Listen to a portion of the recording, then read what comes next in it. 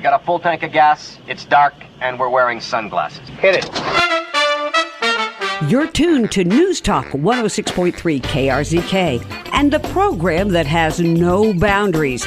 Yep, I'm flying through the air. This is not good. It's the Branson Backstage Infotainment Extravaganza. Over the line! How dare you chastise my celebration? Join your host, Josh Clark. That guy's pretty good. We're like your biggest fans. Oh, well, there's strikes 2 and 3 right there. And now, the Branson Backstage Infotainment Extravaganza. We ain't one at a time in here. We're mass communicating.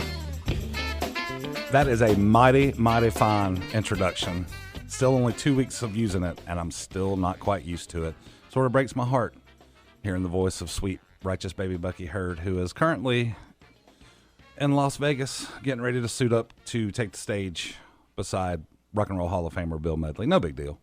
You know, he just decided to leave me here to do this radio foolishness every Saturday afternoon. I mean, you know, it's I guess that I would probably rather choose Bill Medley over myself. But regardless, that's where we're at.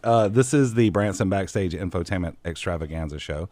And we are broadcasting live from the house that Steve Willoughby built, otherwise known as the Magnus Toyota Studios. 3 generations strong, Magnus Toyota in Harrison offers great customer service, hometown hospitality, and a full line of new and used Toyotas. At Magnus Toyota, customers become their friends. Great selection, great service.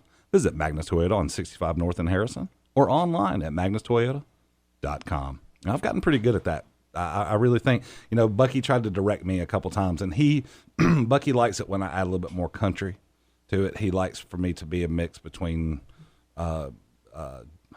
Roger Miller and the Disney animated Robin Hood and Waylon Jennings from the Dukes of Hazzard. I have no idea who those people are. Wow, are you kidding me? I am not kidding. Wow, that is our But look at all these Magnus Toyotas out here. How about that? You know, looking out there, and that is the voice of my co-host for this week's installment of the show. Installment. That's what we're calling it. That's what we're calling it. Yes, it's like a plan. Eventually, it will all be paid off. Eventually, I don't know when, and I don't know what the payoff is going to lead to, but eventually, it will be there. This is we've been actually trying to do this for a while. Get Christopher James on the show. He is the MC, the magician, an all-around Renaissance man here in Branson. How about that? Yeah, that's why I'm wearing a robe. That is correct. So we've been trying to get Christopher on the show for a while, and it never really worked out. And it just so happens that you guys out there, you're listening to us live on Memorex. And if you're, I guess, Memorex? Yes. I guess if you're How old? over the age of 30, you probably don't know what Memorex What is. that? But it's something we used to record stuff on. Oh. Mm-hmm. And you can always find when people say, "Hey, are you taping this?"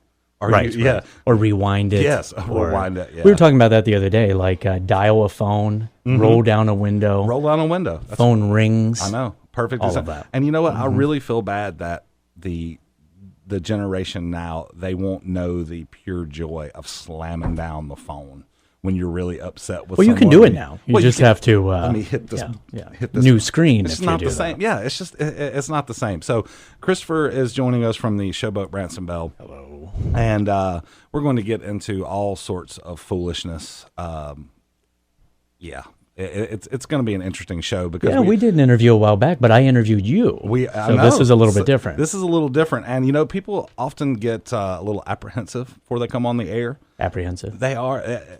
They're well, what are we going to talk about? Yeah. And I'm like, well, whatever you want to talk about. I told you anything you want to talk about. Exactly. So they're always, people seem to be worried that I want to get them on the air, to put them on the spot, to ask them something that they don't know. Like we're not going to do trig, okay? Because I don't want anyone to ask me questions that I don't know. Right. So you know everything. So. Well, you know, I know. Well, at least you think you do. Yeah. No, not so much anymore. I really stopped thinking that the first time I got married. Well, the only time up until this. Wow, I need to get that statement on Memorex. Yes. Oh, that's good stuff. Speaking of tapes and obsolete technology, the Branson IMAX debuted their new giant screen sound that's not system obsolete, I projector. hear No. This is state of the art. They went the exact opposite. And what's really strange is the last film they showed was Star Wars, The Force Awakens, which, by the way, was available yesterday on HD digital download. You like that? Are you a big Star Trek Wars fan? You know like what? that? This is not getting off to a good start. I'm going to have to take Captain Kirk and Mr. Spockham in the back room Right. there. So they showed the last showing of Star Wars was in January, and it was on film. They showed the 70 millimeter film. Right. It was beautiful. It was fantastic. Yeah, I saw it there. It was pretty good. Yeah, it really was. So as soon as it was over, they tore everything out. They tore every seat out. They tore the screen down. They tore the speakers out.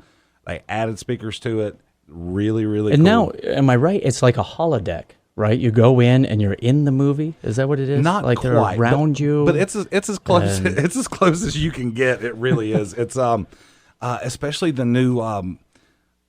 They started filming the IMAX portion a little bit wider, I guess. Right. So it takes up more of the screen up and down. It always took up, The width. The width, right? But as far as the height going up and down, it's taking up more. And Batman versus Superman, which is now playing, which they premiered for the first ever showing. A couple weeks ago. Yeah, a week and a half ago. Yeah, and what was really strange is I kept having to look and make sure that it wasn't an IMAX filmed part that took up the whole movie. They filmed 25 minutes worth of footage as opposed to like the 6 minutes of Star Wars. For Star Wars, it was just the one scene when Finn and Rey are trying to get away on Jakku. But as far as Batman versus Superman goes, there was a lot. There was a whole lot of IMAX footage, and what was really cool is a lot of it is stuff that you wouldn't imagine that See, they I don't would get to film. see it. I haven't seen it yet because I don't get to go to the movies. With our schedule, I work every single night. So But see, here's the thing, though. They have 1 o'clock, 4 o'clock, 7 o'clock, and 10 o'clock but shows. I have to be to work at 3. Yes, and then So a 1 o'clock show. You know, what is the new movie? The Batman and Superman. That's like 6 hours long or something. it's right? two as a dude. All right, so I don't know if you guys, meaning the commoners out there, are going to get the same presentation that us VIP folk got when we went. But they show a really cool. Wait. You're VIP. I know, dude. I'm just as surprised as you are. But what was really cool is I was talking to Tom Forster over there. Tom does sales and marketing. He's the director of sales and marketing for the Branson IMAX. And I listened to it on SoundCloud. Yeah. I told Tom, I said, now I'll get to see exactly how much of a VIP I am based on where my seat is. And I had a pretty good seat. Not bad. What row in the parking lot were you in? I was actually one row behind TV's Greg Brady, Mr. Barry Williams. Really? Yes. How cool is that? So not only was Barry sitting directly in front of me, but the last time I saw Barry, we watched Star Wars, and he sat directly behind me. It was my 7th time to see it, I think. 6th or 7th time to see it. And, so that was kind of strange that I see You Barry. guys have a bond. We do. Like the sci-fi kind of weird. We do. Kind of, we have a bond. And, I mean, it's really crazy watching an iconic film from the 70s get updated with an icon from the 70s right there. So we're going to get back to more of... wow, whatever that was. I don't even know what we were talking about. And that's the beauty of this We're talking show. about how great the IMAX was. Yes, we are. Y'all go see Batman vs. Superman on the IMAX, and stay tuned. We'll be right back with more Christopher James on the Branson Backstage Infotainment Extravaganza. Virginia, California, home my mind. I straddled that Greyhound and rode him into Raleigh and on across Carolina. Had more to trouble to turn into a struggle halfway across Alabama. Well, a hound broke down and left us all stranded in downtown Birmingham. Well, right away I bought me a through train ticket right across Mississippi clean.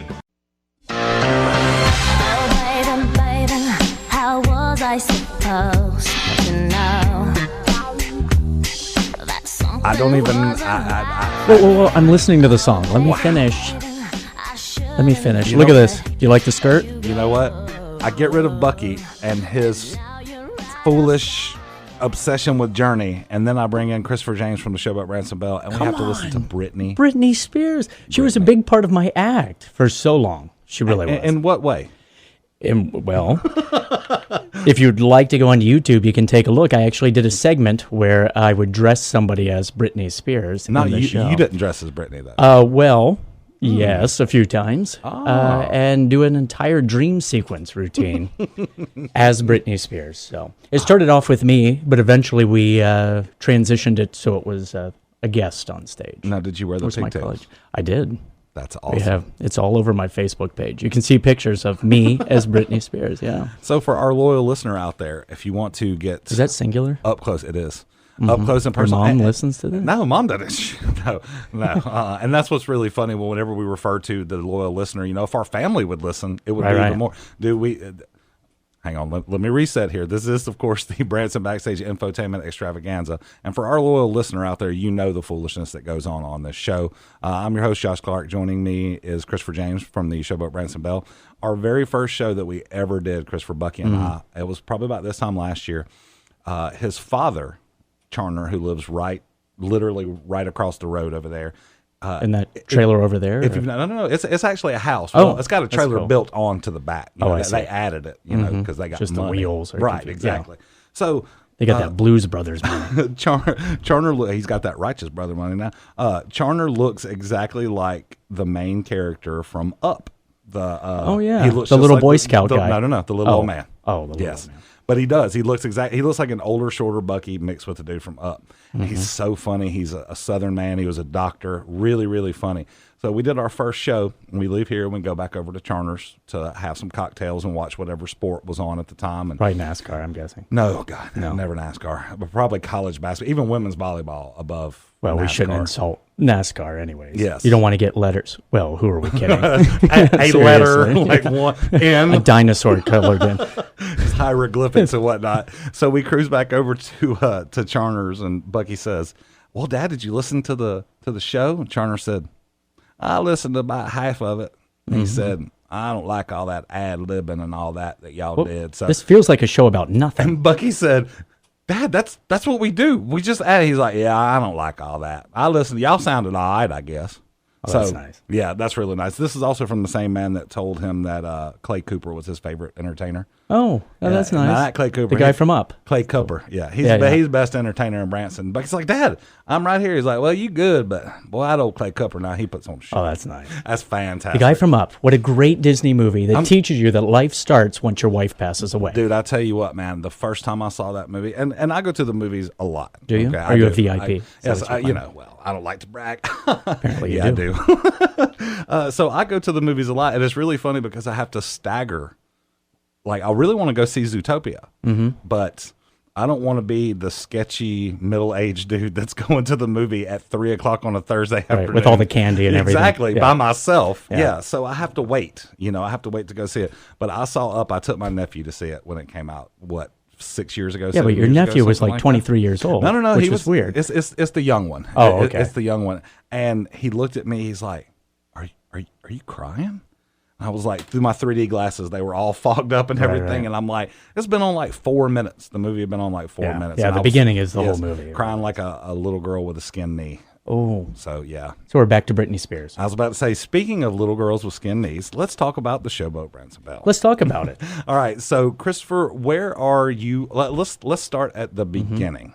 Yes, I was born at a very early age. A missionary woman found me buck naked in the woods. I couldn't go with her till she put her clothes back on. Now, Is that where you wanted to start? That is where I wanted to start. And at what point did the naked missionary woman give you your first magic kit? Well, it was actually before that. Okay. You see, when I was born, I popped out of the woman in the next bed and yelled, "Ta-da!" So, See, that's funny. well, that's what I use. That's what I do. All Which right. was shocking to that woman because she was in there for a hip replacement after her retirement. Was she? So I that was about to say, was she an elderly lady? I believe so. Was yeah. Guinness there? Not the beer, the book. I don't think so. I was young. You expect me to remember everything? That's true, and they didn't have cell phones back then, so you they couldn't did just not. call them. But we have it on Memorex. Memorex. Betamax. For those of y'all that missed the first segment, well, you just have to could you? rewind it. That's right. Yeah, just rewind. That's right. All right. So, where are you from originally? I grew up in Ohio, actually. Okay. And so, yeah, the middle of nowhere in Ohio, in Salem, Ohio, a tiny little town, Quakertown, USA. How about that? So, Branson's the big city for you, then. Yeah, well, it's actually about the same size. Yeah, but people come to Branson. People leave Salem. Yes. So, Yes. So, how did you get from Middletown, Ohio, from Everywhereville, USA, to star of the Branson Bell stage Oh, screen. man. It is such a weird story. My whole life has just been falling into things, to tell you the truth, because I went to college, and I went to college. How about that? Where? Youngstown State and Kent State. Wow. How about that? Yeah, I have real degrees. How about that? I I know. drove by there once. Did you? Yeah. A college? Yeah. That's good. Yeah. It was a junior college. Yeah. Oh, so that's nice. But I actually went to college there, and I was really quiet in high school, and never ever spoke to people. I couldn't stand people. I still can't. This is a stretch here. But went to college, had a class project, started a business based upon this class project with $500, and it grew to be huge. We ended up with 19 locations. We had a franchise thing going on with little independent people, and had it for 10 years. And what was it? What was the It was party supplies. And Okay. actually, there's an article I posted on my Facebook because we had one of the first internet websites, and we had a big write-up in a business journal because this reporter thought it was odd that I believed people would purchase things through the internet. Who's going to sit at a computer and go shopping? Who's going And to wait to get their stuff? That's what he said. Uh-huh. That's what he said. He said there's this other company, Amazon, that started a year before we did. We had one of the first websites. And so he did an entire story about it. I later sold the website, and it got incorporated into a big party company that is a city. I don't want to. really? So I got incorporated into that. But when we closed, we had 19 different franchisees and locations, and it was quite an ordeal. We'd had hundreds of employees. Anyways, the point is, we had that, so that allowed me to add on entertainment to the party supply business. Okay. I did magic. We had somebody that was throwing tea parties in New Hampshire, things like that. How did you get into magic? Because It was in prison when I was in juvie. Okay, I was about to say, was this the full grown prison or was this the Oh no, home? it's a junior Okay, junior okay. prison. Yeah. I've had a couple of different magicians on, and I've interviewed a couple different magicians, Mm-hmm. and all of their stories start. And I had Aaron Raditz, who's also on the show at Branson Bell, and when I asked him the same question, he sort of hung his head. He said, "I hate the fact that we all have the same." I probably story." don't, to It's tell you either the truth. it's either birthday or Christmas. They got a magic kit. Not at all. No, really? All right. Not at all. Now, my grandparents always did magic. So my grandma would do little magic tricks and stuff like that for us, which was fun. You know, she liked to play cards with us. But honestly, I got into it when I had my business. I had a chain of little stores and attractions and malls around. And there was a magic shop there, and he closed down. And I thought, well, I could do this. And I had bought a few little magic supplies from him and started performing them to attract people to our we had a gyroscope thing that would make you feel weightless. Oh, yeah, one of yeah, these yeah. things. And so I would do magic to attract people over, and I figured out that I was pretty good at it. And people really liked it. So we opened up our own magic stand, then expanded and expanded. I started doing shows with a guy that was pretty established, and there you go. So you started small, obviously a lot of up close, more cost effective Yeah. tricks, I would say, especially Yeah. when you're just getting started. So how about these cats that do the bigger, larger it. scale? I hate it. I hate it. I always say that they are furniture movers. I can train you to be one of those in a few days. Oh, that's if you have enough money, you can do most. And you know what? There's some great ones. I love Rick Thomas's show here in town. Rick's I got a love great it. show. I Yeah. love it. But he knows how to be an entertainer. So many of them wheel something on, make something appear, like a helicopter or something. Or a Learjet. And then, and then they just move on to the next one. I think it's terrible.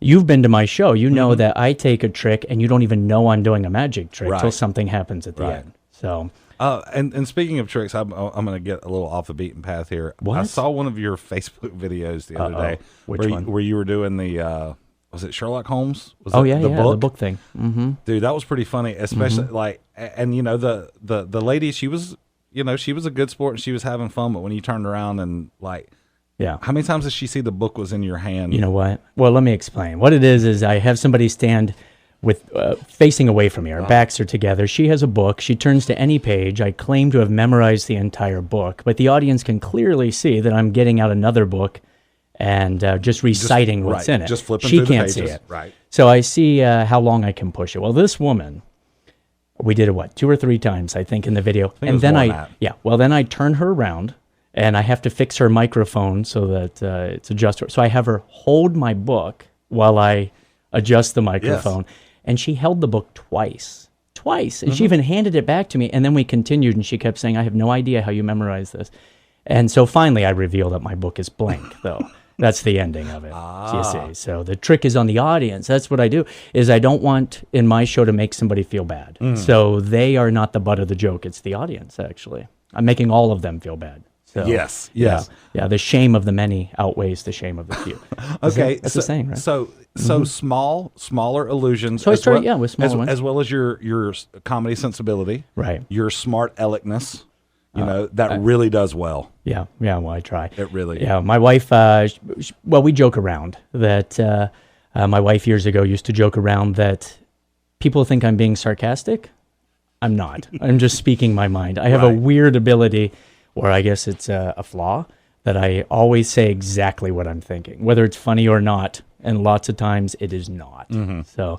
but people think I'm being sarcastic. But that's the thing. That's what makes my show different. Is it's like stand-up comedy and magic together. Right. And I can do one or the other because I've lost my props. I flew to Japan, and the airline came to me and said, "We lost all of your luggage. It'll be here in 2 or 3 days." I said, "I'm getting on a ship in about 6 hours." So I had to rewrite my entire show, and that's when I did the sound effect bits and all that stuff you've seen before, all improv for a few months. I had to do that. All right. So when we before we took this crazy detour, like we tend to do here on so we had the business. On the Branson Backstage Infotainment Extravaganza, broadcasting live on Memorex from 106.3 KRZK. Sitting in this Magnus Toyota. That here. is correct. It's very We're tiny. sitting back in the. Did we decide that? Did the Toyota makes the Prius? Is that right, Steph? Did we Yes. Remember we had to call her or text in and let us know. Okay, so yes. Don't hold that against them. our battery powered Prius seats here. Oh, that's nice. So when we know Apple's making a car. Did you see that? I did not. Yeah, which I think will be amazing because they won't put Windows in anything. No. So, yeah, what I did. This is fun. All right, so when we last left young Christopher James, you had just taken the world by storm, had your business, started doing your magic. Yeah. So did you decide, hey, I need to take this on the road? Did someone offer you? You know what happened was we were really, really big around the year 2000. We were the supplier of New Year's supplies for Times Square, for all the resorts in the Bahamas and that sort of thing. And I had a daughter that was just born, and she was coming to work with me all the time. And so I just decided we had reached a point where I could give it all up and just stop. And I wanted to be home and be with her and raise her.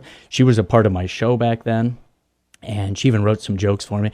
But I was getting offers to perform, and it was just so much easier to work 1 day a week than to work 7 days a week owning all these things. So we sold it all. We sold off everything. We had an amusement division. We had food service. We had party supplies. We sold it all. And I started working doing restaurants. So I would perform at these restaurants. This is where fate, I don't know if you call it fate or luck. So I'm working at a restaurant. We had a tornado. I was doing a party at a restaurant. We had a tornado come through Ohio. Everybody had to go to the basement. Me, trying to be a good Samaritan, decided to entertain the kids in the basement. The owner of this restaurant chain saw me, thought it was cool, hired me to travel to all the restaurants.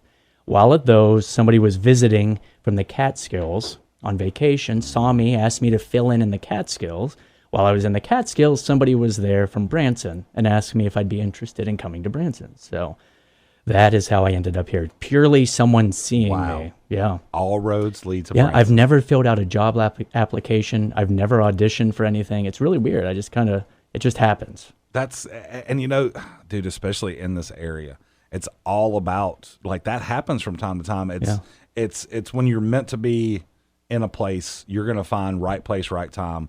Just sort of leads. That's what happens. One thing leads to, I mean, dude, if you'd have told me like 2 or 3 years ago that we'd be sitting here together doing this live via Memorex radio show. Yeah, right. Yeah, and I'd be like, no, there's absolutely no way that would happen. But, it's all about who sees you. Yeah, right. My grandma always used to say the only thing holding me back from my success was my level of talent. Mm-hmm. So wait, what? That's right. And there's no accounting for good taste. Yeah, right. Apparently not. Exactly. Mr. All right, VIP. So, but that's true because what happened was I just work like mad. Like once I have a project, I work on it like crazy. The restaurants, I practiced all the time for these restaurant gigs, and I was doing 5 restaurants in 1 week. Every single week. Wow. That's a lot. Everything from a upscale restaurant to a Max and Irma's sort of thing, like an Applebee's and stuff. And it was purely working like crazy, and just eventually you're going to get good at it, hopefully. And so I would kind of do that. Then when I moved into the next venue, I had to learn how to entertain, like a nightclub setting. Right. And then I had fallen into comedy clubs purely by accident, and comedians hated me because I went to an open mic night just to do it. And so it went well. And they asked me to MC the next week for the, not open mic, but the regular show. They said, you don't get paid for it, but come in. They called me earlier in the week. We want you to feature. You'll make $50. That's all they pay, right? And so I'm like, okay. And so I had people mad at me. They said, we had to MC for 2 years before we got to feature. Well, Thursday night, they call me and say, our headliner can't make it because there was a snowstorm. Would you mind headlining? So in the course of a week, I go from never doing a comedy club to being a headliner, and comedians hate me. So do you have different acts? I mean, obviously you have different acts for venue, but do you have more of like what we would call an adult act or not? Now, and I can preface that by saying my parents, I grew up in Houston. I spent 6 or 8 years in Houston as a kid, and my folks would always go to the comedy club. Right. They loved to go to the comedy club and see these different people. And there would be times where they would come home from like a Friday night show and say, we're going to take you guys back Saturday afternoon, because some of the comedians had 2 different sets, and they had like an all ages set, and they would take us to the club on Sunday afternoon. And we saw a couple different acts there. So is that something that you do, or do you just sort of? But my show's like a Looney Tunes episode, it's multi-leveled. So it's basically the same act. I never curse. I've never cursed in a show, not on purpose. Right. One time I fell off a stage. But I've never cursed in the show. I don't do any like dirty humor and body functions, that sort of thing. But it's multi-level. So what I say is, when I tell people it's an adult show, it's because the routines that I do make you think. Like I need involvement from adults, it's predictions and things like that. It's not visual. And so, I guess I do have an adult show, but it's not because of anything kids couldn't see, just maybe they wouldn't understand it. You know what I mean? Right. And I can see what you're saying, because if you have a strictly adult audience, right, your predictions, your answers, they're going to tend to be a little bit more on the adult side of things if you have a group of adults. And, and you're at a place where you can have alcoholic beverages and things like that. It'll obviously be different. But going back to the whole audience thing, since you involve the audience so much, every bit of my show, because I think I'm incredibly boring. So no, I think of myself as a ringmaster. And just to give you an idea of the range of the show, when I was in Ohio, I was working in Ohio and Pennsylvania, I would do Christmas shows for Mennonite and Amish companies. They had a lot of furniture companies. Do those in the morning, and then I would have a church function in the afternoon, and then do a bar setting at night. The same act for all 3 of them. Wow. And see, that right there, that takes a little talent. It does. It takes a little talent to be able to talk to Grandma and then talk to Spike and Rocco down on the corner. Well, that's why I think that it's been successful on the Showboat. Is that the audience? People don't realize that the Branson audiences change so much throughout the year, right? And so I can do the older folks that come here, and then the families, and then the because the tour groups. I would imagine that you get a lot, especially in this day and age, and I talk about it so often with performers here in town. You see so many kids come to town, and they're sitting in the front row, 3rd row, 5th row, and they've got their phones out. Oh yeah, they're still texting. Well, you saw my new routine this year that gets people away from their phones. I did. I sure did. But that's got to be something. You have to give these people a reason to put their phone down, because they can pretty much see anything under God's. Yeah, it's crazy. Yes, it's crazy, because I do a lot on YouTube, and I'm surprised at how far that has reached. It got me first class seats at 3 different airports this year, which was really weird. But exactly that. When I talk to the people that help me promote, they'll say, keep the videos so short. They have to be under 3 minutes. Right.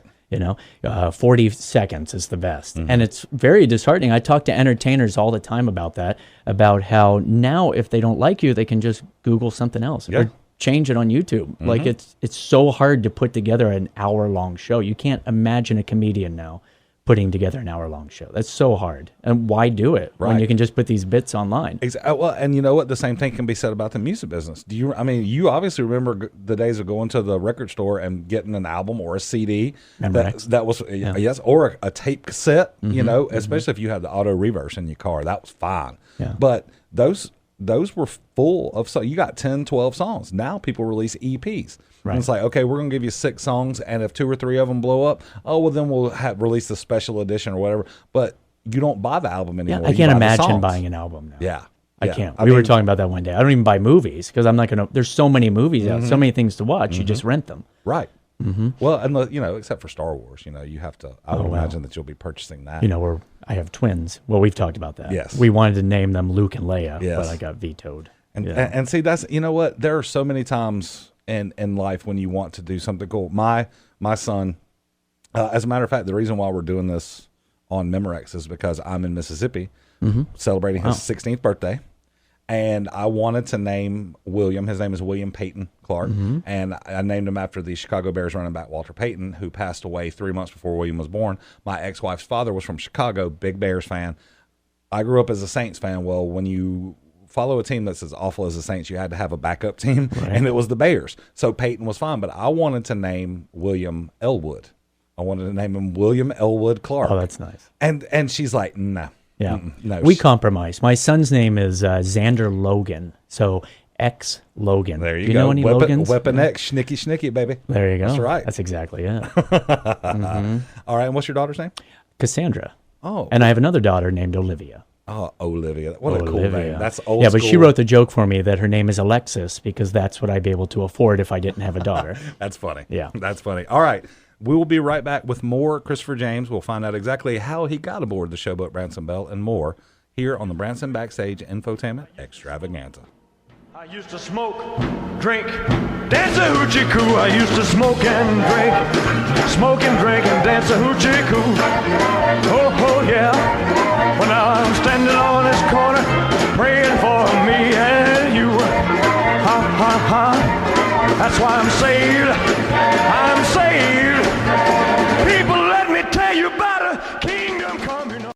Deep down in Louisiana, close to New Orleans, way back up in the woods among the evergreens, there stood a log cabin made of earth and wood. Welcome back to the Branson Backstage Infotainment Extravaganza. I'm your host, Josh Clark. We are broadcasting from the Magnus Toyota Studios. 3 generations strong. Magnus Toyota in Harrison offers great customer service, hometown hospitality, and a full line of new and used Toyotas. At Magnus Toyotas, well, customers become their friends. Really? They have a great selection. Great service. Visit Magnus Toyota on 65 North in Harrison or online at magnustoyota.com. You got to have the pause between the Toyota and the .com. It's amazing that I memorized that. How about that? Yeah. It has nothing to do with the giant sheet of paper that I've scrawled all over. And if you'll notice this piece of paper, how it's what's crossed out? Yeah, a bunch of stuff is crossed out. You never. I don't like to leave awful notes for beautiful Miss Janet Ellis, who she's great. I've sat with her many times. Awesome. Yeah, she is so awesome. Saw her the other night at the Batman. As a matter of fact, Batman Superman. Why didn't I get to go to this? Well, you had a show, son. No, I probably did. Yeah, it started at 6:30. Oh, well. How crazy is that? Maybe made it. I mean, dude, I can't remember the last time I went to a premiere of a movie and didn't have to wait until like 12:30. I don't do that. I get people all the time that invite me to like the Avengers things and stuff, and I say I'll go. But if you're dressed up as a superhero, I'm out of there because my friends would do that. It's kind of funny because sweet baby Bucky Hurd, he always dresses like Wolverine. Oh, I can see that. Because he doesn't have to do anything. He just grabs a cigar in his claws, and that's it. Because he's got the hair and the. Bucky was very upset, and he hated Hugh Jackman for a long time. When Hugh got cast as Wolverine, Bucky made an audition tape, sent it into Fox. Oh yeah, dude. You guys should do a spoof of it. There's a great tape of Bucky floating around. He did an audition tape for Survivor. I did too. And this was right after the whole nudity thing had become real big on Survivor. Yeah. So Bucky's facing the camera. It's like it's a tight shot of his face, and he's would have to be a tight shot. And I'm your man. And he turns around and he walks the other way, and you see a naked Bucky walking away from the camera. And I said, Bucky, I can't imagine why they didn't cast you in Survivor. Yeah, you would think you would get that in the end. You would think so. Yeah. All right, so we are back with Christopher James, and when we last left, we were talking about how one thing can lead to another, lead to another. So you had been going around to several different restaurants. Yeah. And then someone saw you. Yes. And they invited me to come to New York and work in the Catskills. How about that? How about I that? did the Poconos. I did the Catskills. Henny Youngman. Yeah, exactly. How about that? But it worked over pretty good. It went over pretty good because I was there, and it was around the time, not too long after 9/11 sort of thing. So we were having a lot of firefighters coming up there and people like that.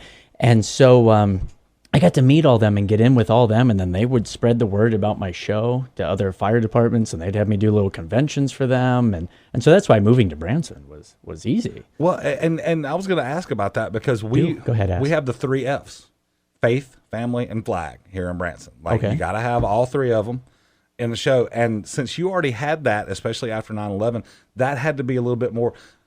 Yeah. The thing that really, that's a fine line to walk because it can come off as pandering. It really can. It can come off as, oh, wow, they're just doing this because they have to, or they're Right. just doing this because they want a standing O. You know, why other reason would you drop the flag and sing a song that will get But to some say, people are "Wow." really good at. I've been going to a lot of shows lately. I usually don't. And in 10 years, I've been to 5 shows. Wow. Yeah, I'm not like you. I'm not VIP. Well, but we went to Forever Young show. Uh-huh. And have you seen it this year? I have not seen it this year, but I saw it last year. Okay, I think it's the same. But they work in their tribute, if you want to call it that, in a perfect way. Yes. And I talked with them on my podcast about it. It's perfect. It makes sense to the story. Well- and it's not pandering. Well, and see, that's the Credence show that Buck did last year. That's at the Tribute Theater, diagonal from the Titanic. They have a section of 3 songs that they do, and you got to think when Credence first came on, it was late '68 or late '67, '68, '69, and '70.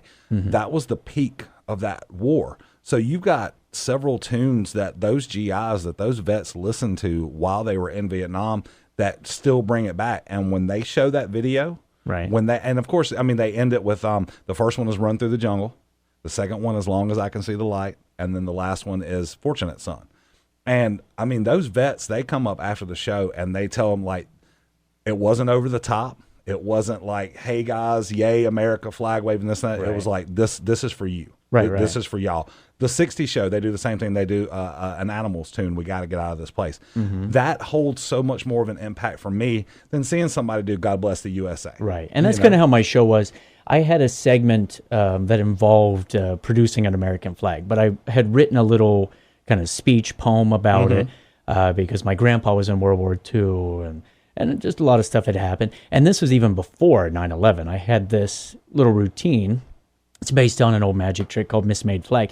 And so I just kept doing it. I just was doing what I was used to. And so it just made sense. And to those survivors, like it meant so much more to them. But I had been doing it so long, like it seemed natural. It was natural at that point. Right. So- And that's a fine line you really have to walk because there's nothing like we have what we call real world funny and Branson funny. Right. Okay. And there's some stuff that I've seen in many shows where I'm like, okay, I can see where people would laugh at that or why people think that's funny. And then there's stuff that really catches me off guard that's really, really funny. Yeah, yeah. And see, like your show, Paul Harris's show, the Comedy Jamboree Comedy show. Jamboree, I saw it last week. Kills me. Dude, like I'm I keep serious, telling man. people about one part with the sweaterman. I cannot. I love it, dude. That's my favorite part of the show, the Sweaterman. I'm going to cry right now because I can't even begin to describe. I'm describing it to people and they look at me like I'm crazy. In fact, I liked it so much that the next day I did my podcast with Shannon Applejack just because I wanted to talk to him about that routine. Isn't that awesome? And he and Justin and Andy, they do such a great job Seriously, over there at that show. It's a lot of fun. But there again, that's something that I can see like when I go to that show. I usually don't tell the boys that I'm coming. I'll let somebody know that I'm coming. But when they see me walk in the theater, I see they get a little bit of extra giddiness. Right. And it's like they throw stuff in. I do that too if I see Yeah, somebody. yeah. Little references. They do. And they look like Justin Sifford, big Jimmy Buffett fan. I'm a Parrothead as well. Grew up in the South, around the beach, kind of got it honest. But I love The Big Lebowski. So I've never seen that movie. Oh, dude. So he doesn't know The Big Lebowski. He's not a big Elvis fan. I am do not. you have a birth certificate, sir? Can we prove that you're not some communist infiltrator to come I in here? cannot. I'm sorry. I was born in Hawaii. Okay, so before we get what we got, What you were saying though, do you have a second? yeah, we got like what 4 or 5 minutes left. Okay, 4 About minutes. the shows though, is that you're completely correct. There's some shows in town that I don't think I would like. It's just not my style. But I go and I see them. I give everything a fair chance.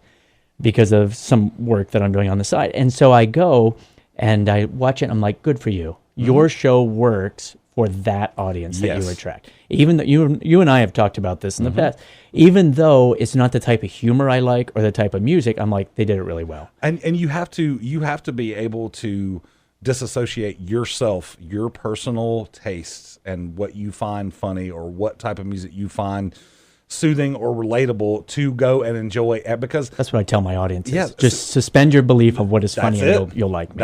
That's correct. And like people ask me all the time, they're like, wow, you must have such a great job going to see shows all the time. And I'm like, well, yes, ma'am, it really beats digging ditches. Right. And I really get to talk to some cool people. But there are some shows, like you said, it's like, I wouldn't go if I didn't have to go. Right, exactly. And that doesn't mean that I'm not. But I think unhappy. That's helped me because I have helped put together a lot of shows. I write for other shows a lot. People don't know that. I write for shows that are not my style. I write for hillbilly shows. I write for, completely different types of performers, jugglers, things like that. But I'm able to put myself outside of that box and say, here's what other people would like, even though I can't stand it. Right. But that's why I like to put together variety shows. I might not like this type of performer in a show, but I will put them in. Right. Because I know the audiences would like it at that moment, and it makes sense. And speaking of variety shows, like, there aren't very many true variety shows in town in the sense of the word. Like, you have a lot of shows where a lot of people can do a lot of different things, but a variety show in the truest sense of the word is having featured performers come out at different times during the show. Like Andy used to do. Exactly. All right. So it's like you guys at the Showboat. Right. The Dave Hamner, the Hamner's Unbelievable Variety show. What a cool show, man. I mean, that's that old school, and Dave told me after he and Jim Barber were together for 10 years or whatever, and Jim decided to step away, Dave said that he wanted more of a true old school variety show. And see, that's what I love. People ask me, I get approached quite often to do my own show. They'll ask me, well, we'd love to have you at this theater and so. But I like being in a variety show. I would not want to do my own show. I don't think anybody would want to sit and watch. I get to do that on cruise ships. And even there, I keep it very limited. Right. And I mix in totally different bits. I have a little game show bit. I have, the pure comedy. I do 10, 15 minutes of pure stand-up comedy in that show. So we got about 30 seconds left. What's your favorite show in town that you've seen? Right. Well, I love Dixie Stampede. Okay. You can't go wrong with that. Can't go wrong. But right now, entertainment-wise, I love Forever Young. I do. I can't get enough of it. It's amazing. The stories that the show tells, the characters, the journey that you go through with these characters, it really sort of, you're going to find at least one of those characters that you relate to. Right. All right. And there aren't many shows where you can go and you can hear Billy Joel and David Bowie. No, and it all makes sense. Yes. Like the whole thing, it's like a big Broadway production to me here in Branson. It really is. And the lighting effect that I think it's Brian Hughes did are incredible. And not only that, but the set, the hanging out in mom's basement. Right. Like these guys Brilliant. They're really good. They're really relatable. And they're guys from all different walks of life. I mean, really, I can't wait to see more shows like that because it's like $1 Million Quartet. It's like a book show. It's like a play. It's like a Broadway. It's not music for the sake of music. Yeah, did you ever see Breaking Up Is Hard to Do when I was in town? It was similar, I thought. Like that sort of story. The whole show was a story. Right. It's like an ultimate playlist of your life. Exactly. And that always, music's always held I think a special place. Justin says the ultimate time machine is music. Something along like that. Yeah. And those boys do a hell of a job. They do. Really do. They're awesome. So y'all stay tuned. We'll be right back with the second hour of the Branson Backstage Infotainment Extravaganza.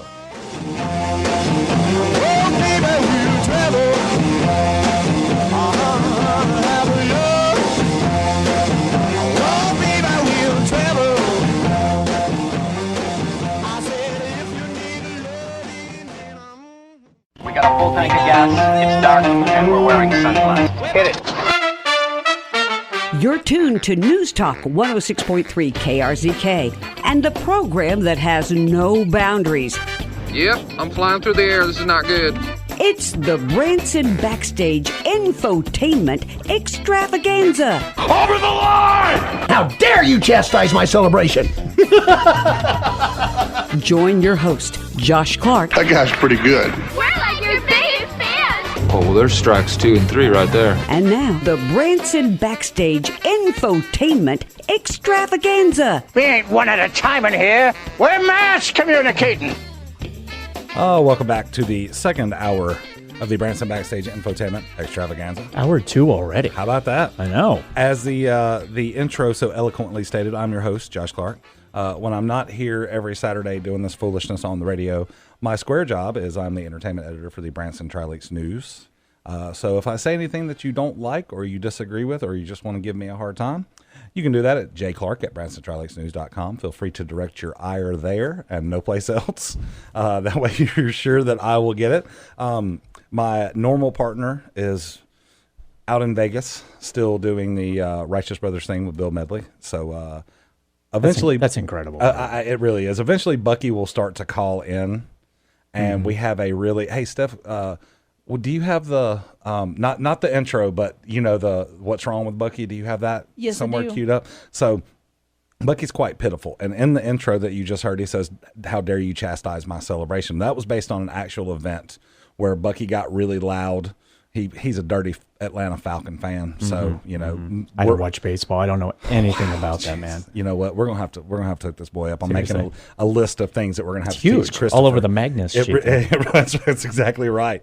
So, Bucky gets pitiful a lot. He really, for somebody I get pity a lot. Is that different? No. Yes, it's totally different. See, Bucky has a great wife, a great life, great kid, great job, all that. You know, he's one of the first people I ever met when I moved to Branson. I had no idea who he was. I met him at the gym, and he was the nicest guy. He is. He's such a good dude, but he gets awful pitiful, and he gets so pitiful that I want to just play you a little bit of this, this intro. And now it's time for What's Wrong with Bucky. Wow. Is that usually hour 2? Yes, it usually is. And he's like, okay, well, this week it's the football referees hate the Auburn Tigers, or this person said this, or the Chamber of Commerce didn't invite me to come out and sing for them, or blah, blah, blah, blah. I do a segment like that. I call Don't Get Me Started, where somebody will say something that seems so innocent, and then I describe what's wrong with that topic, no matter what it is. Oh, don't get me started. Oh, that's good stuff. Really used to be part of the show when I did improv. Just throw that out there. All right. So did I tell y'all who we were talking to yet? That's Christopher James from the Showboat Branson Bell. And before we get where we left off last hour, Christopher James had made his way to Branson. But before we do that, I want to hit a couple of things that are going on this weekend, since we are pre-recording this. I think this is February. This is like the second week of February. We're recording this for the first week of April. Pre-record. You just record. It's like pre-order. You're ordering it. Well, but let's get rid of the pre's. But you order it before it's actually available. The only pre we need is Prius from All Magnus Toyota. That's right. Customers become friends. That's right. So I'll tell you what, I'll do our Magnus Toyota here real quick, and I'll do it. I'll pretend Bucky was here. Okay. 3 generations strong, Magnus Toyota in Harrison offers great customer service, hometown hospitality, and a full line of new and used Toyotas. At Magnus Toyota, well, customers become their friends. Great selection, great service. Visit Magnus Toyota on 65 North in Harrison or online at magnustoyota.com. That was beautiful. How about that? You took the form of a unicorn when you did that. It's beautiful. It's not like Bucky was here, though, because he would be interrupting you partway through to tell you to slow down, go a little faster. Need a little more feeling in it. Need a little bit more feeling in it. Oh, that sounds like every relationship I've ever had. Yes. That's why I'm currently single. Anyway. We have a couple things that are going on this weekend in town. The God and Country Theaters are open up. They've got several new shows. One that I'm really keen on seeing is a British Invasion show. Really? Always dug that. That can't be good. You mean like the Revolutionary War? No, I'm talking about like the Beatles and the Stones and Zeppelin and the Kinks and... not the British are coming. The British are coming. I mean, yes, but I think you're talking like the Falkland Islands. Like they just recreate the invasion of the Falkland Islands. No, there's no one if by land, two if by sea. Isn't that it? I think so. I'm pretty sure. Yeah. Pretty sure that's it. And I'm not good at American geometry. Paul Revere, where are you when we need you? Also, I need to give a shout out because next Saturday we will also be featuring a not pre-recorded, a previously recorded show. Mm-hmm. Recorded. Yes. You just call it recorded. A recorded show where we'll have the one and only Mr. Dean Z live in studio. And we're going to talk about the Ultimate Elvis Tribute Artist Contest. It's the 10th anniversary. It's going to take place Saturday, April 9th at Dick Clark's American Bandstand Theater, home of the world famous Legends Concert World Greatest Live Tribute Show. And again, I will be a judge for the show. And they really want to do, there's word around the campfire that this is going to be the last one. They've been doing it for 10 years. I want to be a judge. Really? Yeah. You got a show that night? I don't know. Probably. Probably. Yeah. What night is it? Saturday. Oh yeah, probably. Yeah, of course. Yeah. Well, Is it a day of the week? Yes, I have a show. Yes, it is. It's really strange because like I started going to the show 10 years ago. All right. And I went to a couple, and then I started writing for the paper, and I started covering them.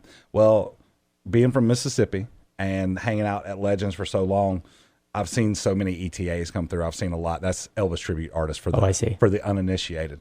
So I was giving Rob and Jeannie Horton, the production manager and general manager over at Dick Clark's, giving them a hard time. Like, what do I have to do to be worthy enough to judge that show? And a couple years ago, Rob called me. He's like, "Hey, we submitted your name to now you're stuck to Elvis Presley Enterprises." Yeah. So the people at EPE, Elvis Presley Enterprises, they know who I am. They know my name. So roughly, you're on a list. That's not always a good thing. Well, TSA knows who you are. That's fine. You know what? But Elvis's great granddaughter is going to know who I am. Probably not really. Probably not. But a third of my career goal has been accomplished by knowing that inside the stronghold of the people responsible for Elvis Presley, my name is written down. It really is. It's really.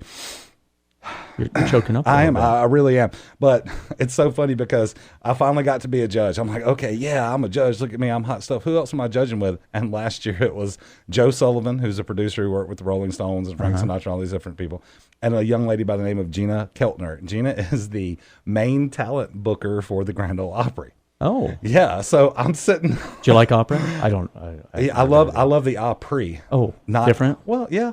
You know, and I do like opera? The Grand Prix. Yes, it is. It's the biggest and best of the country. Oh, I see. Operas. I see. See, and my opera knowledge, it only extends as far as Looney Tunes. Oh, yeah. So if they had, yes, Barbara of the Bill with the little frog. Yes, exactly. Yeah. Exactly. So if Looney Tunes have done it, I know about it. Really? Yes. Otherwise, no. That's your culture right there. No, so yes, you know, I'm not good with the other language. It sure is pretty. I wish I knew what the hell they was talking about, but I don't. So we got that going on next week. There's a whole bunch of stuff, as always, going on. We're going to take a quick break, and we're going to get right back to Christopher James, the Showboat Branson Bell, podcasts, TV shows, and even films about gladiators. Yeah, let's do it. Let's do it. We'll be right back. Same song can't go wrong if I play the nice guy. Claiming fame must have changed now that we became strong. I remain still the Why same, too? cause it's the same song. It's the same song. Same old song, y'all. Shout out, check out, shout out, stop. It's just the same old song.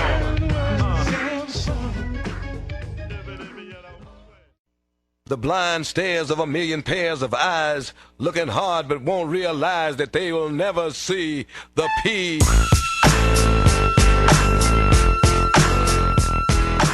Oh, welcome back to the Branson Backstage Infotainment Extravaganza Show. I'm your host, Josh Clark. It sure does my heart good to get a double dose of Tupac for the good folks of Branson, Missouri. I know that there is a shortage of Tupac. I like that 50-cent piece guy. 50 cent, 50 scrant. Yeah. 2 quarters. Whatever. Yeah. See, I'm more of a West Coast. I don't listen to music West ever. Coast guy. I feel bad about that. Like never. So what do you? My radio stations in the car are not even programmed, unfortunately. I do listen to 100.1, 106.3, and all those, but that's so I can hear everything locally. That's the exactly best source right Local there. radio. Local radio. How about that? But as for certain songs, I get tired of hearing the same Justin Bieber song. I mean, she's good, but well, and I'll tell you something. There's a group called Postmodern Jukebox. Oh, now that I know because I listened to that on the internet. Okay, and they remind me very much of Paul's. The Clever. Oh, that's the Clever. nice. I just threw a pin at Christopher. Yeah. The Cleverleys. New low. Yes. But the Postmodern Jukebox stuff. That's how I know what is popular on the radio, because anytime they release an album, 12 or 14 songs every 6 or 8 months when they're not touring. Yeah. So they record the album and then they go and they add videos, which they'll upload to their. See, that's what I like. See, I'm all about the videos. Yes. I have to see it. And they're old school. They do. I can't stand to hear like any Miley Cyrus, Party in the USA, Wrecking Ball, any of those songs. Postmodern Jukebox when did they do it. I mean, wow. They just take it, Amazing. the arrangement's completely and totally different. It's like they go from 30s Dixieland jazz to like a Motown horn section. Well, see, you need to listen to, you probably have, my Redneck Masterpiece Theaters. You ever seen those? Yes. Yeah. Yes. Where all I do is sit in front of a fireplace in a tuxedo and read the lyrics to the most popular country songs that are out. Mm-hmm. And I get more hate mail than you can possibly imagine. And so they say, you're ruining the song. I say, I'm just reading the lyrics. Yes. That's it. Yes. I'm reading them. Like, no music, nothing. Baby, you're a song. You make me want to roll my windows down. Exactly. Yeah. My number one is Queen of My Double Wide. That's Sammy big. Kershaw song. I know Honky that Tonk one. Badonka Donk or Oh, something. that's the worst and, song ever. Red Solo Cup. In fact, they became so popular on Facebook, on YouTube, that Toby Keith's people got a hold of me and Did they said tell you something to about. stop? No. They said, we appreciate what you're doing and stuff. And are there other artists you want to do though? Because his are so good. But they said we like it. We like it a lot. That's crazy. I know. That is so crazy. Hundreds of thousands of people listen to these things. Wow. And you know what? It takes talent to make a Toby Keith song listenable. In my opinion, I'm not the biggest Toby Keith fan in the world. That's just Tyler Farr, Whiskey in My Water was a recent one I did. not. But I read them and I have to throw in little comment. But you need to know that I have not heard the songs ahead of time. And so, So you people just get the lyrics. Yes, so people will send me the name of a song. I go onto lyrics.com and I get the lyrics. We print them out, stick them in an old-fashioned book, and I seriously am reading them for the very first time. So And you know what people should do? Our listeners should tune in to our country station 1029 The Z and then listen to your podcast. There you go. Of them. They should send me suggestions of songs because I suggestions. never know what song is popular. And I'll do one. And how can they do that, Christopher? They can do that through my website at funnyhypermagic.com. How about that? You can How do about- that. Now, or let me just a- email. Now, let me ask you something. Facebook, Funny Hypermagic. Funny Yes, Hypermagic. Funny Hypermagic. Yeah. Is it Funny Hypermagic Boy? It used to be, but Okay. I kind of got rid of the boy Now you've thing, grown. so, yeah. Now you've grown. It's like So- Boy George. He's just George. Have you ever considered doing rap songs instead of country songs? We thought of that, but, you know. Yes. Yeah, but the country songs are just funny. Yes. Just the lyrics are so, You've Yes. heard, you know. know. I know. Yes. Yeah. I mean, I have on my Leonard Skinner shirt right now, son, even though that's not country. And we preface it. We don't call them rednecks in Branson. We call them country music stars. Yes. So it's different. That is correct. It's very different. That's right. But I do have quite a following on there. All right. Speaking of your All right, following. let's do it. All right. So you get to Branson. Which I'd never heard of. Okay. And so not only had you never heard of Branson, but how did you go about, like, when you came to Branson, did they have designs on putting you on the showboat? Okay. They call me about coming to this town named Branson. I had no idea, right? They said, we need you to perform for Branson. That's what they told me. I'm thinking Richard Branson. Of course you are. Oh, seriously. And because I had worked in England and all that, so I'm thinking Richard Branson wants me to do a show. He owns his own town? Well, I didn't even think that. I thought it was a corporate thing for Richard Branson. I had no idea where Branson was. So I had to MapQuest it. That's how long ago that was. And print it all out, come on down. And then I came down prepared to do a country show. That's what I had found. And when I got here, they're like, no. So I get to the showboat, which is great, you know, perfect venue for me and stuff. And all I have to do is 15 minutes. So the first year I did 15 minutes. That's it, on and off. Todd Oliver was there with his dogs, and the other show I was there. And then the second year they came to me and said, we'd like you to MC. And I said, no, thank you. No, I don't want to do that. 15 minutes is good for me. And so it was a couple weeks. They kept asking me. And finally I said, I'll do it if I don't have to interact with the audience. If I can just come out, do my thing, and get off stage. That's it. I was paranoid about it. Well, that was 10 years ago. This is my 11th year. So as you know, my entire show now is interacting with the audience. Yes. I really go out with a few things prepared, like in our pre-show while people are eating, and I say, I could do this, could do this, could do this. If you see me get this out of the case, you know I'm going to do a rope trick, or I'm going to do this, that. And it's pure improv. It really, really is. So, Well, and you seem like you have a good time. And there again, you know, so many of those lines, like when you come out and go, ladies and gentlemen, let's hear it for the showman, my favorite part of the show. Or this person, my favorite part of the show. Like, you're playing that for laughs. But the first couple times you do it, you know, people don't get it right Yeah, away. yeah. That's what I like. I don't like hitting people over the head with like me. Dude, one of my and I'm going to clean this up. One of my favorite comedians of all time is a dude named Bill Hicks. Oh yeah, passed away at the age of like 32 with pancreatic cancer in the early 90s. Really one of those guys that was gone too soon. Anyway, his one of his favorite sayings was, "I've been doing this for 10 years, so excuse me while I plaster on a fake smile and plow through this crap for you people." Right. But he always kept it up and kind of did the same. And that's kind of what it's really difficult to do the same show over and over and not get stuck into that rut. It is. I mean, and because I'm part of a variety show, we have certain cues, we have times that I have to hit. To keep everything on schedule. So I know where I have to get. I know that I have to do these certain things. But as for the act, they leave it up to me. They trust me now. And that's the nice thing about the Showboat is they say, we know, what's right. I would never do anything to jeopardize my job, make anybody feel bad or anything like that. Well, and that says a lot, especially since the company that owns the Showboat brand smells, the Hershon is HFE that owns Whitewater and Dixie Stampede and Dollywood and Silver Dollar City. Right. And those guys, if you want to look at a way to reinvest in your product and build something, look at what those guys have done in the past 25 years. Right. Like they didn't take the money and run when the boom hit. They took the money and reinvested, and they took it from a small, independently owned family park built literally over a hole in the ground and turned it into a world-class facility. Yeah, it's been great for me, and I really value that they trust me, and they back me on all of that. And so they just tell me at this point in the show, we need you to cover 16 minutes here, 7 minutes here, whatever. Right. And they leave it up to me, They don't make me test things out or, I'm smart enough to know if it's not working, it's going to make me look bad. So, and my whole goal in the show is to make the other people look good. That's what I view. And, even when I get the audience members up there, it's to make them look good. And they become the stars of the show. So speaking of the other people, let's hit on the other, because you guys have two different shows on the Showboat. We do. Right now, it's just you guys. Right. The evening cast. Right. Yeah. The afternoon cast starts in May, I believe, towards the end of May. Yes. Middle of May.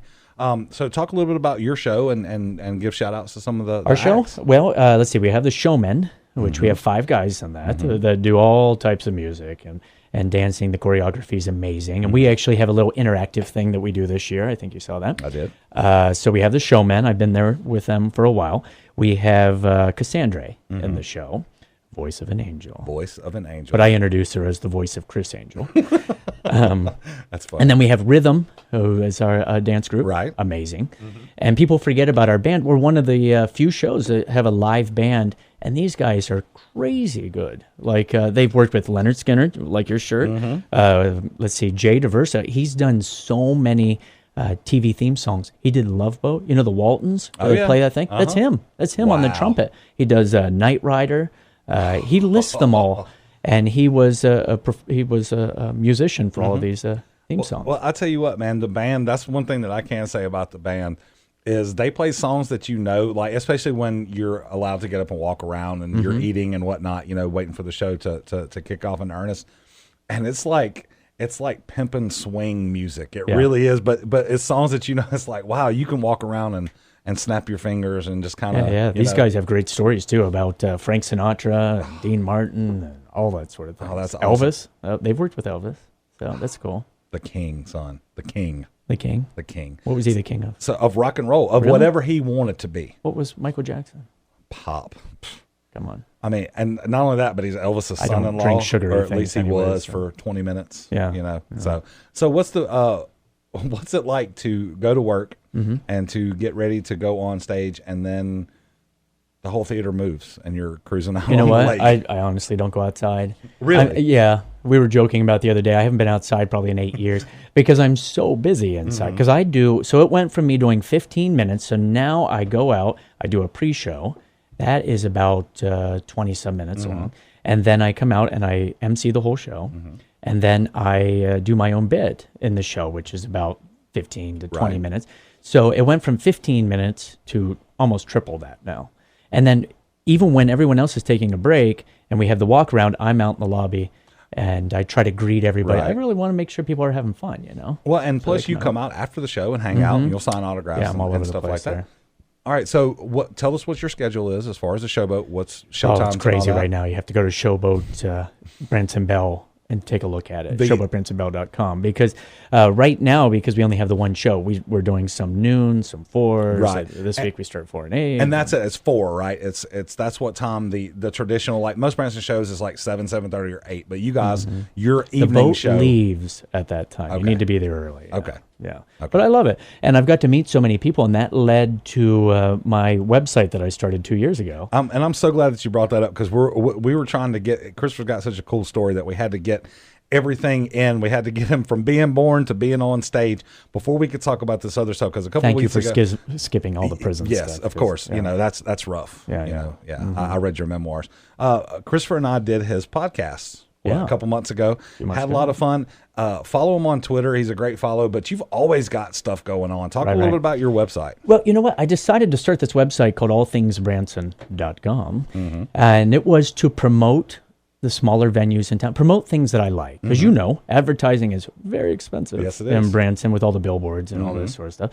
And so we wanted to promote the small businesses. So it started off with me interviewing entertainers that I like. But it's unusual. We sit around and we just talk about Star Wars. We talk about X-Files. Everyday things. Right. So we started this, and it started off in the garage. Okay, literally in the garage. Then we moved it to our living room. We overtook that. And then just last week, we finished building an entire studio that is like 900 to 1,000 square feet. Wow. And has 3 different sets and all this. Because we did, 160 podcasts last year. You were one of them. And 250 videos with everything from Branson for Kids to Branson Life, we call it, which is what it's like to hang out in Branson, what it's like to live here. Right. And we talk about a venue. We talk about Christmas lights for 20 minutes or whatever. But we make it fun and have little games with the people. So we did all that, and then I was nice enough to have I was lucky enough to have the Vacation Channel get in touch. And so we're starting our kids television version. So talk a little bit about that. I noticed on Facebook a couple weeks ago, Kids Connection. You were Kids Connection. So you were looking for kids of a certain age to come in and participate and do different things. But here's the thing: they, just like the Showboat, Scott Earls was nice enough to say, "I trust you." Put together a show. We'll take a look, and basically that's what I'm doing. So we're trying. It's going to be kind of my Mr. Rogers sort of thing, Pee-wee's Playhouse sort of thing, where we'll have different segments. So we've done interviews with entertainers that are kids. We've done, I took a group of teenagers to do different events around town and sit around and have sushi and talk about what it's like to be a teenager in Branson. I went to a class called the Little Ninja, Lil, L-I-L, Ninjas. And it's a ninja class for 4 to 6 year olds. So does it teach them how to disappear and hide their... It's incredible. I went, there was nobody in the room. I figure the kids are really good at it. But no, I went to an aerial school where they learn how to do aerial. I went to an art class. And then we started a segment with young reporters called My Junior Reporters, where we take them around. And so I took them to meet Tim Haygood, Cassandra, are going to Buckets and Boards and over to Pierce Arrow. And I say, hey, kids, here's what we're going to go see. Don't tell me what questions you have, but come up with 5 questions. Keep them to yourself. So I turn on the camera, give them a mic, and they ask these people questions that a kid would want to know about doing the show. So it's purely, what's your favorite superhero? Do you like to eat macaroni and cheese? Like stuff like that. Right. And they're hilarious. I kind of took Kids Say the Darndest Thing and reversed it. Let the kids be the ones asking questions. So when is it going to start airing? Hopefully really soon. We've shot all the video. Now I'm doing everything. I'm doing the lighting. I'm doing the it's your baby. Recording. It is. Purely. I'm totally in control. It's a little scary. I wake up at night in a cold sweat. But I'm in the middle of editing right now and doing promos and all that stuff. So hopefully very soon. We want everybody in the community. Here's the thing. It's not a show about me, all right, at all. I'm just the host. You're just there. I'm there. I'm going to introduce each segment. In the sections with the teenagers, I'm not even on screen. Like I'm filming them. In the section with the junior reporters, I'm not on screen. I'm filming them. It really is about Branson. When we started the website, people were so skeptical. They all wanted to know, what are you going to charge us to interview us? What are you going to charge us to profile our business? And I said 0. And we've never once charged anybody. But we only do things we like. So that's the thing. Things that we won't do a show that we don't think is appropriate or is good. And so it really is for the Branson community. I had a guy, the guy that designed the website wrote the site for TMZ and for the New York Post. Same guy, yeah. So I hire this guy, and he wrote a section that is a Branson Craigslist, because people a few months ago, whatever, had a petition to try to get a Branson's Craigslist. Right. So we made one. You can go on there for free. I don't charge a single penny for it. So, Really? yeah. So what you're telling me, Christopher, is it really is all things. It is all things Branson. How about that? We take the little scooter cars that you see around, the scoot coupes, and we take different entertainers and ride around town in those and stop and have ice cream and chat with them and try to do the interview while we're going through traffic with the tourists driving and all that stuff. Funny. Yeah, we do that. I want to do we did one on the zip lines. Took my 3-year-olds on the zip lines. No fear. I was scared to death. Which one? Which zip line? To the adventure zip lines over. The one by the White House or the one? Yeah, the one by the White House. And they were great. But we took them there. We took them to the track. We go around to Silver Dollar City. And so what I do is we take kids, my kids, I have twins, the twinados we call them. And we have them do these things, the pumpkin patch, we did that around Halloween. And then I just sit and have them recount what happened. And we're starting a new segment where it's going to be me and an entertainer lip syncing to what they say for the videos. Oh, that's funny. So we'll reenact it, but as adults.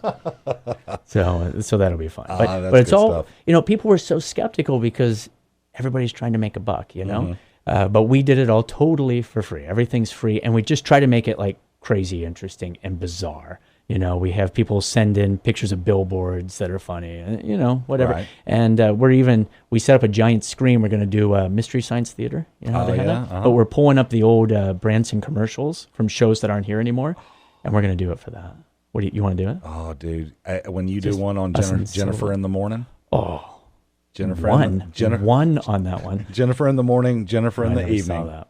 I never saw the show, but I hear about it all the time. Oh, you missed out, son. But the point is, I really want to make the TV show, the podcast. If anybody wants to be on the podcast, I have anyone on. We just sit and talk, and you can get it all on iTunes. We get hundreds of thousands of people. Just look for All Things Branson, or the website, allthingsbranson.com has all the links. But it really is for the community. We repost things from Tim Church, the reporter and stuff all the time because we just want to spread the words. We're not trying to make anything off of it. Right, more sort of like just a check-in spot where Yeah. you can come, a couple different times a day and get a couple different. You never know Exactly. what's going to be on the. Started a new thing. What we are going to do this weekend, and I just look at events that are coming up, like the Elvis thing you're talking about, and we try to make it fun. We list the times and dates, and we do a couple of jokes about it and stuff. But you can listen to them in your car. We keep those at like 2 minutes. So that's awesome.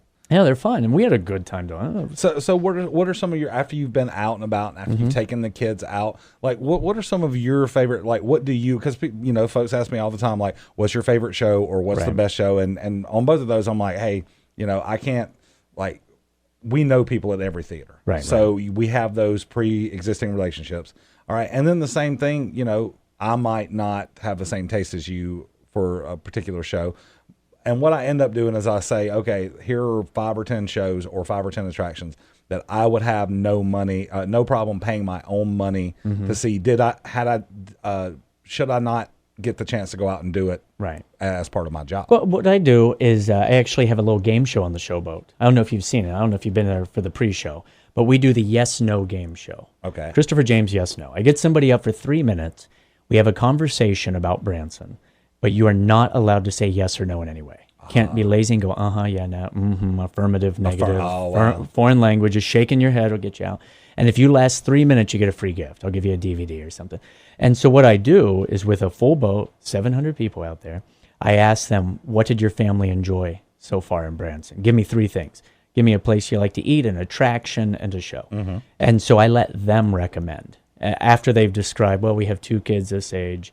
And so I let the tourists describe it. And I think that might be part of our TV show. They might let me put some of those segments on, which will be tourists talking about what they love about Branson. And that's really cool because, as we said, knowing people and having relationships. Yeah, I don't want to alienate anybody. Exactly. Because you asked me my favorite show earlier. I love Forever Young, but I also love Rick Thomas's show, The Haygood Show. Right. That's the most recent thing I've seen that I love. Now, have you seen Paul Harris? Have you seen Paul? I'm a huge Paul Harris fan. I keep trying to get him on the podcast. I love him. He's the Cleverly thing is genius. And I had somebody on our website, because you can write in and ask advice on the website. And somebody said, "Is Paul Harris ever going to do his own show?" And I said, "Well, he's been doing it for years. Like I've seen him at the Oak Ridge Boys Theater." And no, he hasn't. He opens for a band. And I said, "No, he doesn't. He has his own show. No, he opens for this band that does bluegrass, and he's just the opening act." And I didn't want to spoil it. Like I didn't want to tell him that is Paul. But see, you know what? So many people have seen the show so many times. And they still don't get it. And what's really funny is there are two things that I look for when I go and see Paul Harris show. And Paul and I have talked about this on the radio show before, because I don't consider I've gotten my money's worth or I've had a good enough time unless I see at least one person get up and leave. Right. Because either they're offended about something that Paul said. They usually don't understand it. Yeah, exactly. That's it. And the second thing is that you never really know who is going to react what way when the ripple goes through the crowd and you see, well, Eunice, that's the same boy as it was up here. Harold, it is not. It's a different group. I like it's to blah, see blah, that. Blah. Love It's that. so much That's like fun. my character. I have the redneck magician. You can look for it on YouTube and stuff. And people don't think it's me. Like they never do. All right, y'all stay tuned. We'll be right back with about 11 more minutes with Christopher James, and we're going to talk about his career as an author. Hello. How about that? I left my home in Norfolk, Virginia, California, home of mine. Straddled that Greyhound and rode him into Raleigh and on across Carolina. Had more trouble to turn into a struggle halfway across Alabama. Well, a hound broke down and left us all stranded in downtown Birmingham. Well, right away I bought me a through train ticket right across Mississippi clean.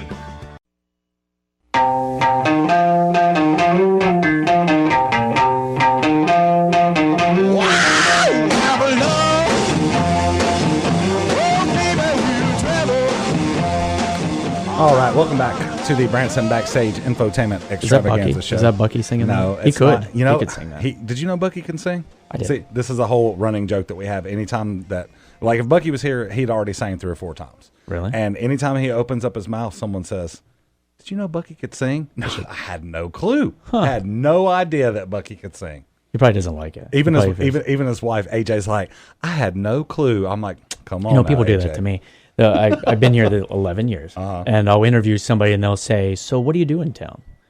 You know, they have no idea. I see hundreds of thousands of people a year, and what do you do? I operate the carousel. Yeah, because I'm very, very different off stage. My character on stage, funny, hyper, magic. Off stage, depressing. Yes, keep my head down and don't talk to me. That's exactly it. That's right. People will see me out, they always think I'm in a bad mood or something happened. Hey, he's got on a hoodie. Isn't that the universal sign for Seriously. leave me alone? Seriously, I've had people to my house. I had people over from our show, and they said, "I've known you 8 years. I never even knew you had a house. I thought you just lived in an apartment." I'm like, yeah, that's funny. We are joined by Christopher James from the Showboat Branson Bell. And one thing that I want to talk about, we've got about 10 minutes left. Okay, let's do it. You wrote a children's book. I have written 6 books. 6 books. 6 books. But the most recent one, although I am releasing one coming up, that's very different. I released a kid's book called Abra Kid. Abra. You see what I did? I see that. Yeah. I had our kids drawn as cartoons and me as a cartoon, and it's us teaching how to do magic tricks that I did. Right on. Yeah, with my daughter and stuff. So not only is it a kid's book with animation and jokes and everything, but it also teaches. It's also educational. It is. So it's teaching them something. Because I opened up a magic shop over at the Mill Craft Village. At the Branson Mill. And I stopped by inside, and not only do you have magic, you have magic tricks and different toys all and my novelties videos and all the things like different that. books. I have from Branson with LOL, stories I've heard in Branson. My daughter wrote one, amazing tricks and funny magic for kids. And then I have one-liners from the show. Okay. And then we had an instruction, one that is Laughing Yourself Well, about how to use humor if you're a public speaker. And I give you ideas for team building. And then we have the kids' book. And then I have a new one that is my body language study on how to use body language as a public person, whether you're an entertainer, business. That was not pretty body language. A realtor, a salesman. Because I actually went to school for psychology, so that's what it is, and body language. People don't know that, but yeah, we got all those over there. So, dude, how do you find time to you know what? People think I kid around, but I don't sleep. I sleep every other day usually for a few hours. So just one of those brains, huh? Yeah. I just figure, stay busy. But yeah, we got that, and then you were saying we have the art gallery. Yeah, I was going to ask you about that because not only do you have all of these magic tricks and novelty gifts and books and all that, but you have some really cool paintings. And if I'm not bad mistaken, these are, you guys go out and like take pictures. And My kids take the pictures usually. and then We've you had paint some them. donated by a great photographer, Marshall Meadows. I love And, Marshall. Yeah, Marshall's great. He's been very, very supportive of us. So he'll donate a picture, and then I take it and paint it. But my kids take photos around at Silver Dollar City, and then we paint. I paint them, and then every penny from any of those sales, because we sell the canvases, we sell prints, we sell mugs, and souvenir keychains stuff. Every penny funds our show, All Things Branson. That's where we get all the money, and all the money from the Abracadabra funds a little project I had called The Amazing Kids, where I was going to the hospital up here in Springfield and performing for the kids that were in the terminal ward. So I did that for a few years. Nice. Yeah. So that's how we fund all that. Outstanding. And that is at the Branson Mill. That's on Branson. Gretna. On Gretna. So it is Gretna. It's technically Gretna there. I think so. In front of, okay. Because, it changes when it By runs into Vaskins. Everybody 240. knows where There you Vaskins go. is. Yeah. And it's when you walk in, just go to the right. Go to the right. Always go to the right in Branson. Yeah, and you're safe if you. Use the turn lane, people. Come on, and you don't have to stop when you're turning in. That's the show for a different time. But yes, when you walk into the Branson Mill, just go to the right, and I think it's just like what we would call a block, right? Yeah, yeah. Because I have a giant sign that says Abracadabra, and that's the spot. And the paintings are really cool, man. The Dick's 5 and Dime, really cool. The sign. We did a bunch from downtown. We were going to release a calendar. Oh, we have a 2-year calendar that we came out with all of our favorite people and things that have been part of our website. And guess what? $2. You can get it for like $2. $2. Yeah, it cost me more than that to make it, but we wanted to thank everybody that was part of our shows. So it's our way of promoting. 2-year calendar. That's like 50 cents a year. That's awesome. You do the math. I don't know. No, I'm not good at math. No, it's like, was it a dime a month? Something like that. I don't know. We need a calculator in here. Yeah. So we used to, when we first started doing the show, Bucky would, in his not so subtle way, start saying, hey, son, I need to talk about this, or hey, son, we need to talk about blah, blah, blah, blah, blah. Yeah. And I would joke that the name of the show would change to the Branson Backstage Surge Protector from the amount of plugs that we were inserting. Right. Yeah, I hate to plug things. I really do. No, this is your chance. This is like, I'm giving you. No one else gives me a chance. Like, because we are, all right, so let's, they can see you on the Showboat Branson Bell. Yes. All right, and we know that you guys have 4 o'clock shows. And usually 8 o'clock. Yeah. And then some noon shows. Some noon shows. Check the schedule. Check the. It's or email me. You can email me. It's silverdollarcity.com, right? And you can do that, or you can go to showboatbransonbell.com. Okay. Yeah. All right. So either one of those take you to the same place. Your website. funnyhypermagic.com and All Things Branson. All right. And the allthingsbranson.com, that's where you get the podcast. That's where you get the YouTube channel, the free Branson Craigslist. And also, there's tons of things to do on there. We have Branson News, weather, all that, all free. So go and subscribe. I need subscribers on the YouTube and on the iTunes and all that. And they can just search Christopher James on YouTube, or should they search? You can do that, yeah, or Funny Hyper Magic. Okay. I got like 400 videos on there now. Right. And Twitter as well. You always Twitter at Funny Hyper Magic or at All Branson. Either one. Nice. Nice. That's busy. We have so many people. It's crazy. The GoDaddy people got in touch with me and they asked me what I was doing because I had way too many. You told me that. Yeah. Way too many for the level that we were at. Too much we traffic, increased, son. Yeah, 700,000 unique visitors a month we were getting. And so they made us upgrade and all that, but they made us a special deal. And so we have that. But that's awesome. Yeah. All right, so look, we got about 5 minutes left. Yeah, let's do it. You've been here for 10 years. This is your 11th season. The Chamber of Commerce recently released a report, and we're about to completely and totally get serious on y'all. I mean, not really, but we are, about how big the numbers were for last year as far as the amount of people that were in town. From the Chamber of Secrets? Yes. What is it? Yes. Is that it? The Chamber of Commerce down there at the bottom of the hill where nobody can see it. You know what? I interviewed Jeff there, the president. He's great. Dude, they got so many good folks. I love me some Lynn Berry, too. Love Lynn Berry. So you've been here long enough to see some pretty high highs and some pretty low lows here in town. What's your overall opinion, not only of town as far as like the folks that are coming here to spend time? Talk a little bit about some of the attractions, the quality of some of the attractions that are open, and then the shows as well. You know, my favorite thing is that there are so many businesses and so many shows that it's almost like natural selection. If it's not a good show, it's not going to last. Not going to last. What I don't like is that when somebody comes up with a unique idea, whether it be in a show, like a bit that maybe somebody's doing, or a unique business that we don't have, it seems to get carbon copied all over the place until we beat it into the ground. You know, we just have too many of certain things. Instead of trying to come up with something new, they like to imitate. Not everybody, by any means. We have so many unique shows. But when I came here, they said, be careful doing original material. It'll end up in every show. But the nice thing about mine is that it's unique to my personality. But business-wise, you know what I'm talking about. You'll see something really unique open up, and then there's 5 of them within a few months. Yep.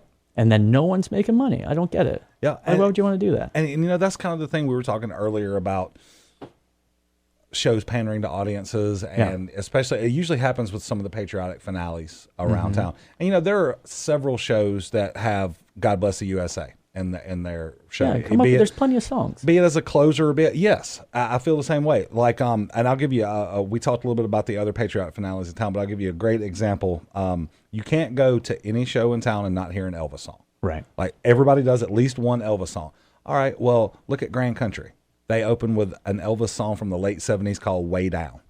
Awesome tune. Not a lot of folks know it. So Mike Patrick was able to say, hey, look, we love Elvis. We love this kind of music.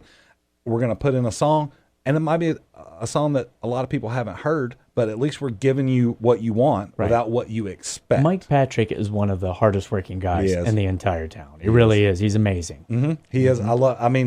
From Down Home Country to Comedy Jamboree to the Grand Jubilee at night, the kid show and all that. Yeah, and you know, Pet show, dude. What Pets, Mike, kids, same thing. What Mike did was he took the Branson playbook, the outline of how to do a Branson show that was been here for 50 years or whatever, and he just took it and modernized it and turned it on its head. That's what he did, and he's got so much respect for the history of Branson, and for all those performers. Like someone else is not going to do anything to besmirch the name of Branson, but there's no reason why it can't be a little bit more current, a little bit more up to date. Yeah, which is because you suggested him for my podcast, and then the entire podcast was about that with him. Was about how he wants to make it a little bit different, and kind of take the stereotypes but do them in a unique way. So I had such a great time talking with him. That's awesome. Speaking of great time, I had a great time with Christopher James. This is fun. Yeah, dude, we'll have to do it again, man. We'll definitely have to do it again. Maybe when your schedule gets a little bit more flexible. Yeah, well, good luck with that. Yeah, no kidding. Yeah. And we also want to let everybody know, speaking of Mike Patrick, he's going to follow this very program as the host of Branson Country USA. No, I was on that show. Were you really? Yeah. He hasn't invited me yet. I didn't know what it was going to be. They called me and asked me what songs I was going to perform. I said, you don't know me. And I thought I was just going to be interviewed. So then they come into the green room and they say, what's your last bit? And I said, bit? I'm performing? I'm on the phone with my friends and I said, what am I going to do? Like, I don't know. But Mike was so nice. All of them were so nice. And it went over really well. That's awesome. It's a great show. Y'all stay tuned. I believe Leroy Van Dyke is going to be on tonight. And we're 2 weeks out from that show. So I'm quite pleased that I was able to pre-recording this on Memorex. We are, sure are. All right, Christopher James, appreciate it. Steph, appreciate it. We'll be back next week with our Ultimate Elvis Tribute Artists preview show. Y'all, what? I don't know. I was going to say y'all stay tuned, but we're done. Pity for you now. I know, as well you should. We'll see y'all later. Lock the front door, oh boy. Got to sit down, take a rest.